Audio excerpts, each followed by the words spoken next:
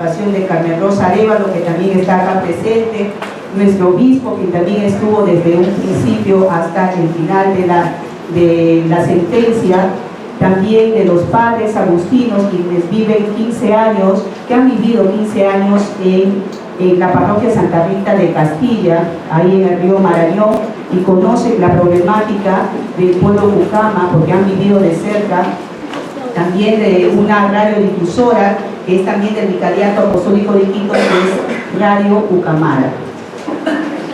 ¿Cómo nace este proyecto de la hidrovía? ¿No? En el año 2010, el Ministerio de Transporte y Comunicaciones encarga a Proinversión, que es la agencia de promoción de la inversión privada, mejorar las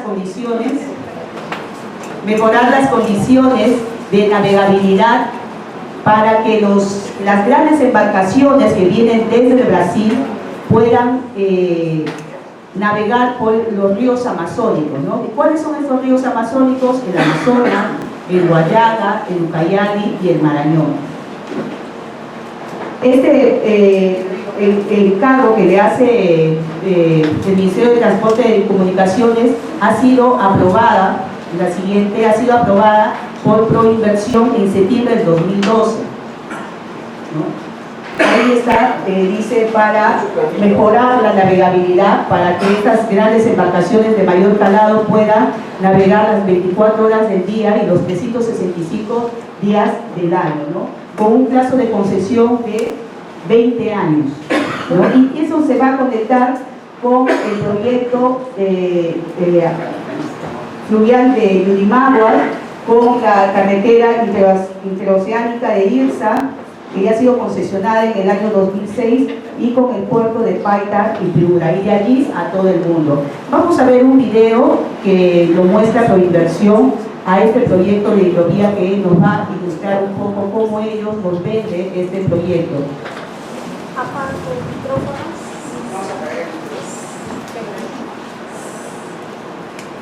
El tercero. Ya está. Me lo subes. Amazónica Perú, mayor conectividad de la Amazonía y el mundo.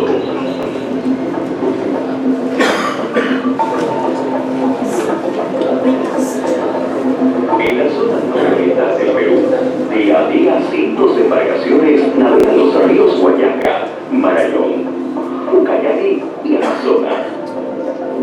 Sin embargo, cuando los ríos están bajos, hay lugares muy angostos y poco profundos que impiden una adecuada navegación, originando posibles accidentes y la reducción de la actividad comercial.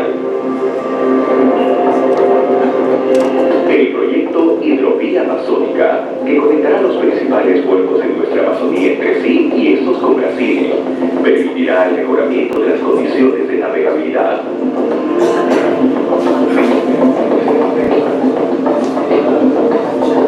El traslado de la arena a los cauces de los ríos generará una vía navegable y segura durante todo el año.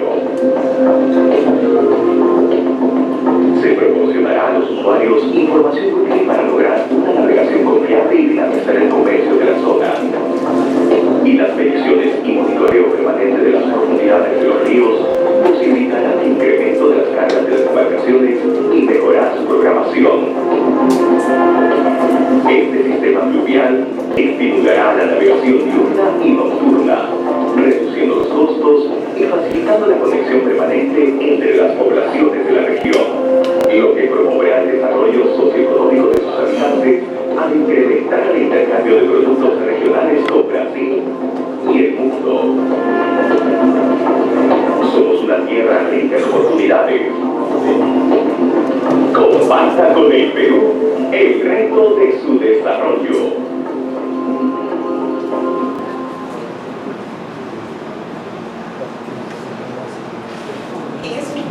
Es un video como nos muestra Proinversión, ¿no? Este proyecto de hidrovía. Este proyecto que ha sido aprobado en septiembre el siguiente ha sido ratificado mediante esta resolución suprema 076 de 2012 para que ya se ejecute el proyecto de la hidrovía amazónica. La siguiente. Vamos a mostrar un video que el pueblo Bucama ha conseguido. Es totalmente lo contrario al anterior video, cómo es el dragado de los ríos, cómo va a ser el dragado de los ríos.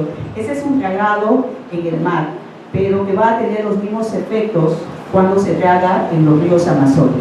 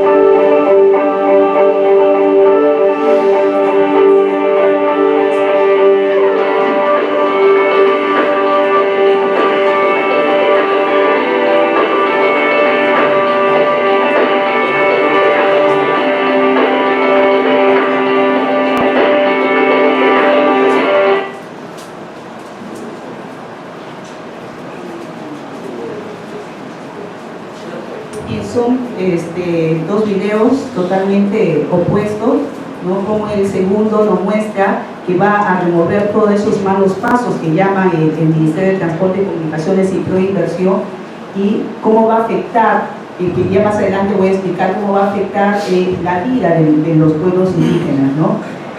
Nosotros hemos interpuesto una demanda constitucional de amparo. ¿Por qué una demanda constitucional de amparo? La demanda de amparo se puede interponer ya sea cuando es violado uno de tus derechos constitucionales y tú exiges al juez que te restituya ese derecho constitucional, o cuando existe una amenaza cierta e inminente. En este caso había una amenaza, este proyecto de hidrovía, al no ser consultado, pues estamos ante una amenaza cierta e inminente, ¿no? Y estamos hablando del convenio 169, derechos que están consagrados y protegidos por este convenio y que tiene rango constitucional. Nuestra Constitución señala en el artículo 55 que cuando hablamos de tratados internacionales de derechos humanos, forman parte del derecho nacional. Por lo tanto, estamos hablando de derechos constitucionales. ¿Y cuáles son esos derechos que vulneran este proyecto de hidrovía? Tenemos principalmente el derecho a la consulta. Tenemos la obligación de coordinar con los pueblos indígenas, que en este caso no se coordinó ni tampoco se consultó. Tenemos la prohibición general del uso de la fuerza o la coerción en la medida que se adoptan decisiones en contra de la voluntad de las comunidades indígenas. En este proyecto de hidrovía tampoco se consultó y existe una coerción, o sea, ellos están decidiendo por los pueblos indígenas. tenemos el derecho a la autodeterminación. ¿Quién es el tiene que decidir la forma de vida?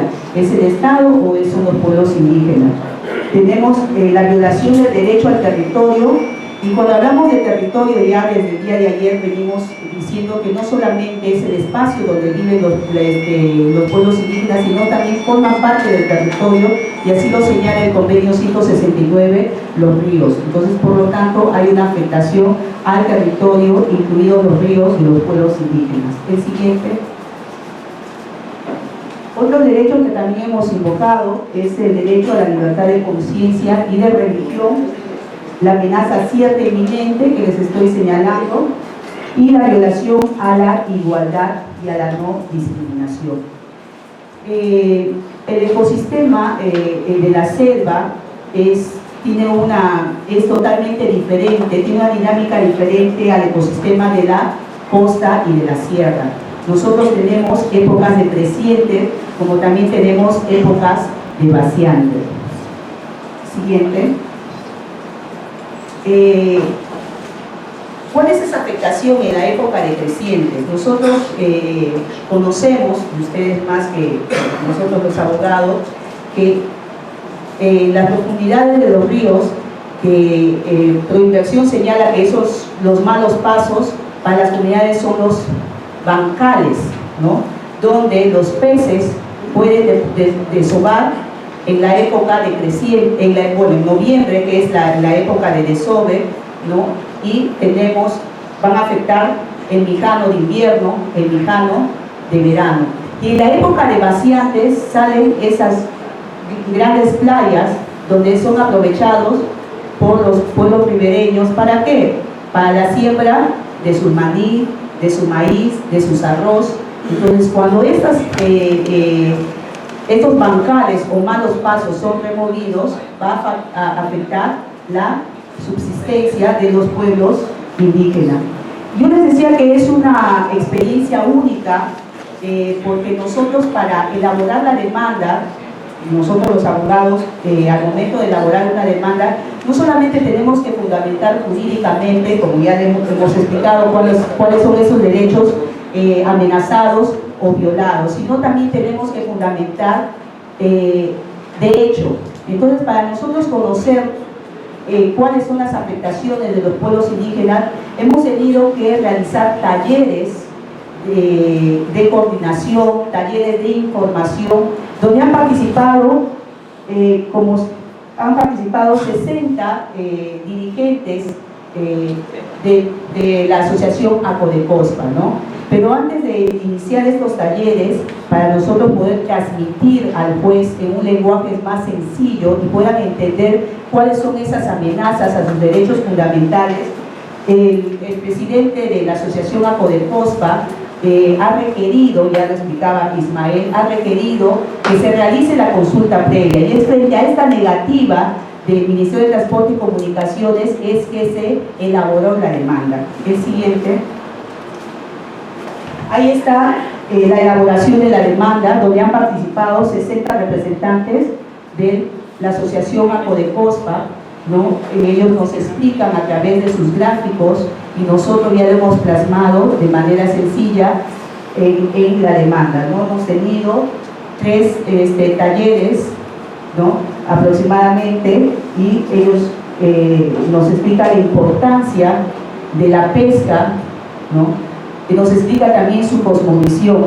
Para el pueblo Pucama, el río es muy importante, no solamente porque es fuente de vida, porque ahí están los peces que forman una parte importante de la dieta diaria de los pueblos indígenas, sino también de los que vivimos en la ciudad, el 75% de importancia dentro de nuestra dieta, sino que también están ahí sus muertos, que también tienen vida.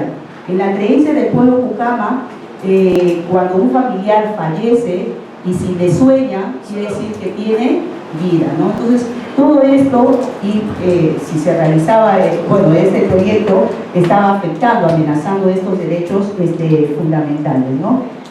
El siguiente.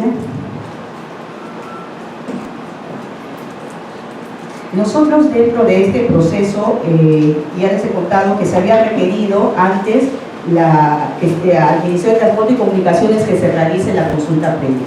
Ante la negativa se elaboró la demanda, se presentó en octubre del año 2013 se presentó la demanda. Una vez admitida, ya nosotros hemos tenido una respuesta favorable en octubre del 2014, o sea, después de un año ha sido declarada fundada la demanda. Pero en el transcurrir del proceso, Proinversión y el Ministerio de Transporte y Comunicaciones seguía negándose a realizar la consulta previa. Existían talleres de información donde ellos decían que no había afectación a los pueblos indígenas. ¿Por qué? Porque esos malos pasos, que muchas veces son los palos que a veces están en las profundidades, les van a servir a ellos como leña, ¿no?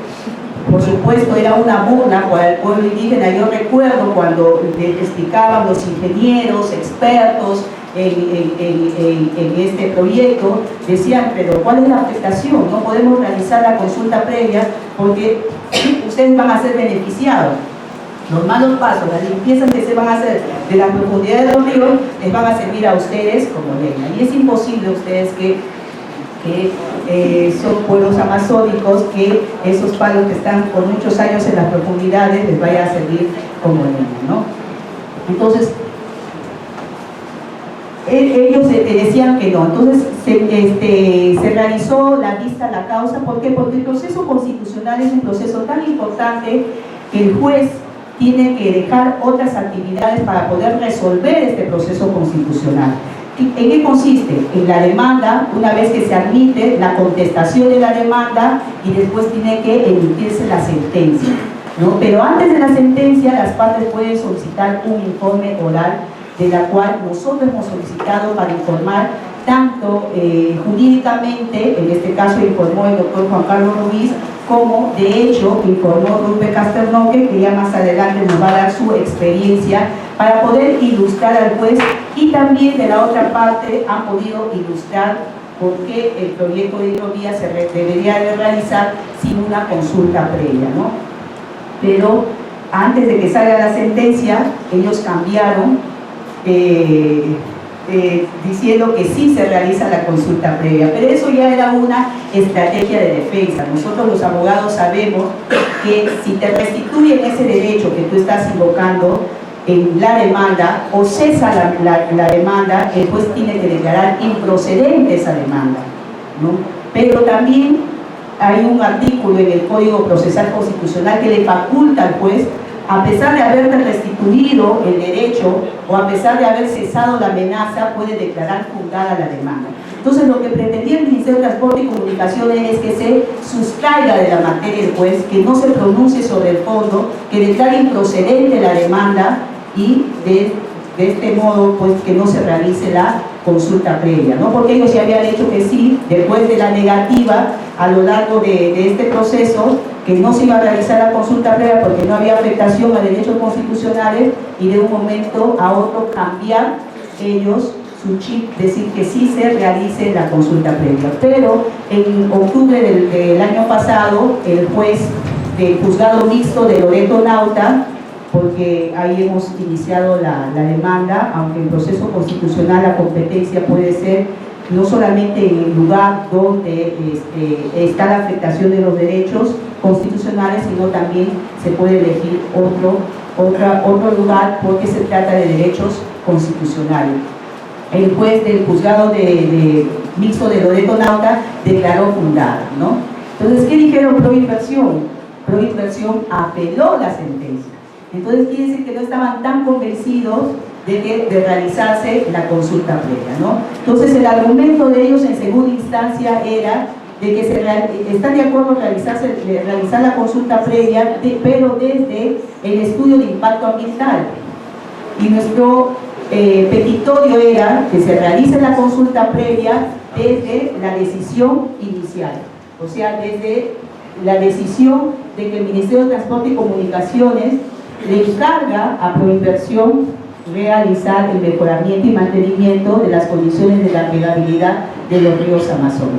Entonces, esas dos propuestas fuimos a la segunda instancia, y ahí también se pidió el uso de la palabra, y parte de la experiencia y ha servido también de mucho que informen los mismos actores, ¿no? Porque quién más que ellos poder ilustrar al juez, ¿no?, cuáles son las afectaciones de estos derechos constitucionales. Entonces, en ese caso, el presidente de la Asociación ACODECOSPA informó ya en la segunda instancia cuáles son esas afectaciones, ¿no? Y ahí podíamos nosotros ver de que había una contradicción entre el Ministerio de Transporte y Comunicaciones, que decía que sí a la consulta previa, y el abogado de Proinversión, que decía que se declare nulo todo el proceso porque no había ninguna afectación a los derechos constitucionales, y que además ellos ya habían decidido realizar la consulta previa porque ellos querían que se sustraiga la materia y que declaren improcedente.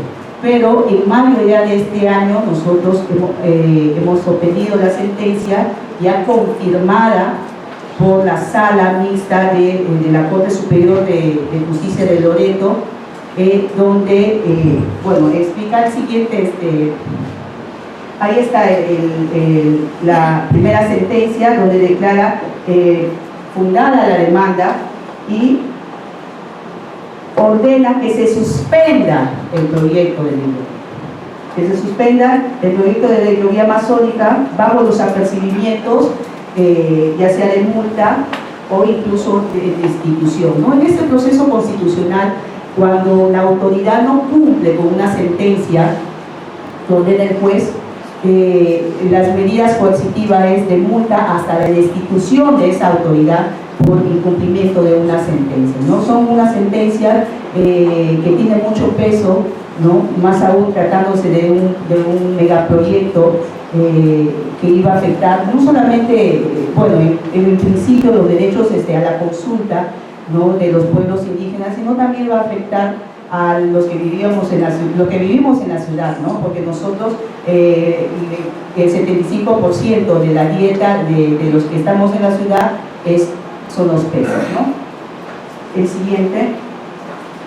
Además, reconoce no solo la obligación a consultar, sino la obligación de coordinar, dice, las decisiones del Estado que promueve el desarrollo de los territorios de los pueblos indígenas, y a obligación que está contenida en el convenio 169, porque no solo ordena consultar, sino ordena suspender el proyecto hasta que se consulte dicho proyecto. El siguiente. El juez precisa que si no se realiza la consulta dotada de medidas coercitivas, que ya les he dicho que puede ir desde multa de manera acumulativa hasta la destitución de la autoridad, y que ordena que se consulte no desde el estudio de impacto ambiental, sino desde la primera decisión, ¿no? El siguiente.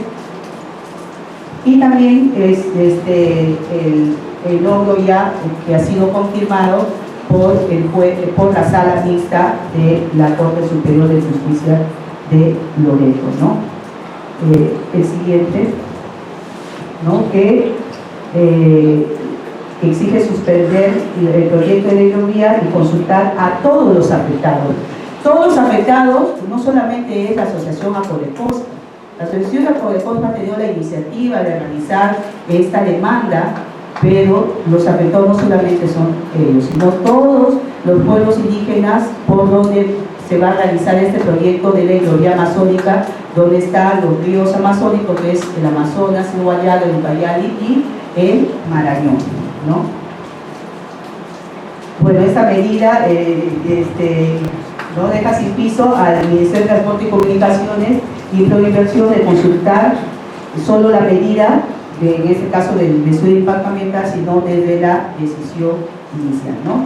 Este es un proceso que queríamos compartir con ustedes, porque es la primera sentencia en el Perú desde del año 1995 que está vigente el convenio 169, que obliga al Estado a consultar a los pueblos indígenas, ¿no?